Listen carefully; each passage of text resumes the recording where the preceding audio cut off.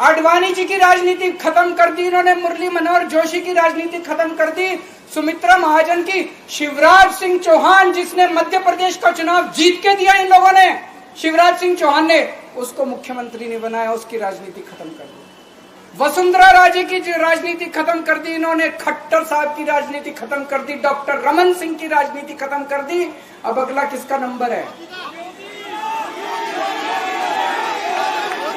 योगी आदित्यनाथ।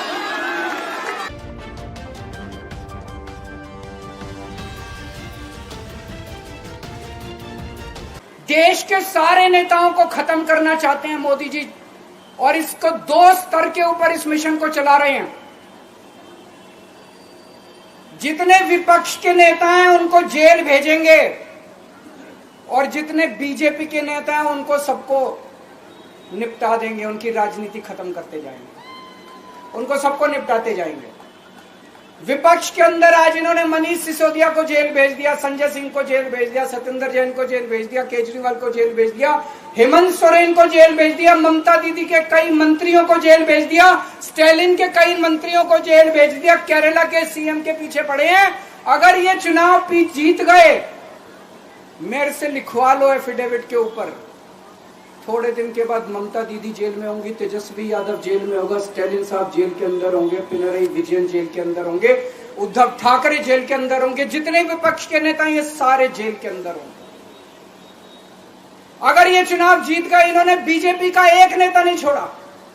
आडवाणी जी की राजनीति खत्म कर दी इन्होंने, मुरली मनोहर जोशी की राजनीति खत्म कर दी, सुमित्रा महाजन की, शिवराज सिंह चौहान जिसने मध्य प्रदेश का चुनाव जीत के दिया इन लोगों ने, शिवराज सिंह चौहान ने उसको मुख्यमंत्री नहीं बनाया, उसकी राजनीति खत्म कर दी। वसुंधरा राजे की राजनीति खत्म कर दी इन्होंने, खट्टर साहब की राजनीति खत्म कर दी, डॉक्टर रमन सिंह की राजनीति खत्म कर दी। अब अगला किसका नंबर है? योगी आदित्यनाथ। अगर ये चुनाव जीत गए, मेरे से लिखवा लो, 2 महीने के अंदर उत्तर प्रदेश का मुख्यमंत्री बदल देंगे। योगी आदित्यनाथ की राजनीति खत्म करेंगे, उनको भी निपटा देंगे। यही तानाशाही है दोस्तों। 1 नेशन 1 लीडर ये चाहते हैं, एक ही तानाशाह इस देश के अंदर बचेगा, एक ही तानाशाह इस देश के अंदर बचेगा। हमारा देश बहुत महान है, 4000 5000 साल पुराना हमारा देश है। इसके पहले पिछले 4000 साल में कई मौके आए जब इस देश के ऊपर तानाशाहों ने कब्जा करने की कोशिश की, लेकिन हमारे देश के लोगों ने उन तानाशाहों का तख्ता उखाड़ के फेंक दिया। जब जब हमारे देश में ऐसा मौका आया कि तानाशाह ने हमारे देश के ऊपर कब्जा करने की कोशिश की, इस देश की जनता ने उसका तख्ता उखाड़ के फेंक दिया। आज एक तानाशाह इस देश से जनतंत्र खत्म करना चाहता है, आज एक तानाशाह इस देश से लोकशाही खत्म करना चाहता है। मैं पूरे तन मन धन से लड़ रहा हूं, संघर्ष कर रहा हूं उस तानाशाह के खिलाफ। 140 करोड़ लोगों का साथ चाहता हूं मैं। मेरे अकेले के करने से नहीं होगा। 140 आज मैं आप लोगों से भीख मांगने के लिए आया हूं, 140 करोड़ लोगों से, 140 करोड़ लोगों से भीख मांगने के लिए आया हूं। मेरे देश को बचा लो, मेरे भारतवर्ष को बचा लो, मेरा भारत बहुत महान है। इस तानाशाही से बचा लो मेरे दोस्त, मेरे देश को। ये लोग इंडिया गठबंधन से पूछते हैं आपका प्रधानमंत्री कौन होगा। मैं बीजेपी से पूछता हूं आपका प्रधानमंत्री कौन होगा। आप लोग सोच रहे होंगे केजरीवाल क्या बात कर रहा है, मोदी जी होंगे। नहीं, मोदी जी अगले साल 17 सितंबर को 75 साल के हो रहे हैं। बीजेपी के अंदर मोदी जी ने 2014 में मोदी जी ने खुद ने रूल बनाया था कि बीजेपी के अंदर जो भी 75 साल का होगा उसको रिटायर कर दिया जाएगा। सबसे पहले आडवाणी जी को रिटायर किया गया, उसके बाद मुरली मनोहर जोशी जी को रिटायर किया गया, फिर सुमित्रा महाजन को रिटायर किया गया, फिर यशवंत सिन्हा को रिटायर किया गया। अब मोदी जी अगले साल 17 सितंबर को रिटायर होने वाले हैं। तो मैं बीजेपी से पूछना चाहता हूं, आपका प्रधानमंत्री का दावेदार कौन है? दोस्तों, अगले साल 17 सितंबर तक अगर इनकी सरकार बनी, तो उस पर भी आऊंगा मैं, अगर इनकी सरकार बनी तो पहले अगले 2 महीने में योगी जी को निपटाएंगे ये, और उसके बाद मोदी जी के सबसे खास अमित शाह को ये प्रधानमंत्री बनाएंगे। तो मैं लोगों को, देश के लोगों को आगाह करना चाहता हूं, मोदी जी अपने लिए वोट नहीं मांग रहे, मोदी जी अमित शाह को प्रधानमंत्री बनाने के लिए वोट मांग रहे हैं। मैं पूछना चाहता हूं मोदी जी से और अमित शाह जी से, ये मोदी की गारंटी पूरी कौन करेगा? क्या अमित शाह मोदी की गारंटी पूरी करेंगे? जब आप अगर जो वैसे तो मेरे को लगता है, मैं भी आऊंगा उसके ऊपर, मुझे नहीं लगता इनकी सरकार बन रही है, लेकिन जो बीजेपी को वोट देने जाएं, वो ये सोच के जाना कि आप मोदी जी के नाम पे वोट नहीं दे रहे, आप अमित शाह के नाम पे वोट दे रहे।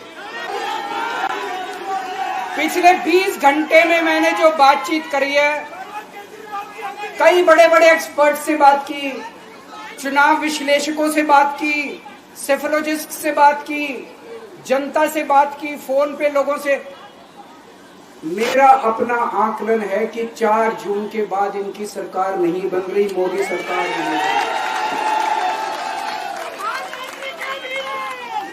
दोस्तों, अगर मैं गलत हूं तो मेरे को बताना, हरियाणा में इनकी सीट कम हो रही है, राजस्थान में कम हो रही है, कर्नाटक में कम हो रही है, दिल्ली में कम हो रही है, बिहार में कम हो रही है, महाराष्ट्र में कम हो रही है, कर्नाटक में कम हो रही है, बंगाल में कम हो रही है, झारखंड में कम हो रही है। बढ़ कहां रही है? यूपी में कम हो रही है, बढ़ कहां रही है? बड़े एक भी जगह इनकी सीटें नहीं बढ़ रही हैं। मेरा अपना मानना है, और सट्टा बाजार में भी जो चल रहा है, इनकी 220 से 230 के बीच में सीट आ रही है, उससे ज्यादा सीट नहीं आ रही। मोदी सरकार नहीं बन रही है, केंद्र में इंडिया गठबंधन की सरकार बन रही है। आम आदमी पार्टी उस सरकार का हिस्सा होगी, दिल्ली को पूर्ण राज्य दिलाएंगे। दिल्ली का एलजी लोगों का एलजी होगा, दिल्ली का एलजी दिल्ली वालों का एलजी होगा। गुजरात से आया हुआ अभी। आज मैंने सीएम पद से इस्तीफा क्यों नहीं दिया जेल जाने के बाद? दोस्तों, पिछले 75 साल में भारतवर्ष में इतने राज्यों के चुनाव हुए, इतने राज्यों के चुनाव हुए, दिल्ली के अंदर सबसे ऐतिहासिक बहुमत से आम आदमी पार्टी जीती। 55-56% वोट, एक बार 67 सीट, एक बार 62 सीट। इतने भारी बहुमत से आज तक कोई राज्य की सरकार 75 साल में नहीं जीती। इतने भारी बहुमत से जीतने के बावजूद झूठा केस, अब उनको पता है वो हमें हरा नहीं सकते दिल्ली के अंदर। उन्हें पता है अगले 20 साल तक दिल्ली में आम आदमी पार्टी को कोई नहीं हरा सकता। तो उन्होंने एक षड्यंत्र रचा, राजनीतिक षड्यंत्र रचा। केजरीवाल को झूठे केस में जेल भेज दो, केजरीवाल को इस्तीफा देना पड़ेगा, केजरीवाल की सरकार गिर जाएगी। उन्होंने ये षड्यंत्र रचा। मैंने कहा मैं भी इस्तीफा नहीं दूंगा। तुम अगर जनतंत्र को जेल में कैद करोगे तो जनतंत्र जेल से चला के दिखाएंगे। दोस्तों, सरकार भी जेल से चला के दिखाएंगे। कतई इस्तीफा, तुम्हारे ट्रैप में फंसने वाले नहीं हम। ये अगर हेमंत सोरेन साहब को भी इस्तीफा नहीं देना चाहिए था, जेल से सरकार चलानी चाहिए। अगर हमने इस्तीफा दे दिया, ये तो बड़ा अच्छा इनके लिए। जिस राज्य के अंदर ये चुनाव हारेंगे उसके मुख्यमंत्री को पकड़ के जेल में डाल दो, सरकार गिरा दो। उसके मुख्यमंत्री को पकड़ के जेल में डाल दो, सरकार। आज मैं अगर दिल्ली की जेल के अंदर रह के दिल्ली की जेल से इस्तीफा नहीं दे रहा, वो इस तानाशाही के खिलाफ संघर्ष कर रहा हूं, इसको समझ लेना। केजरीवाल को किसी पद का लालच नहीं है। सीएम तो 100 सीएम की कुर्सी देश के नाम कुर्बान है दोस्तों।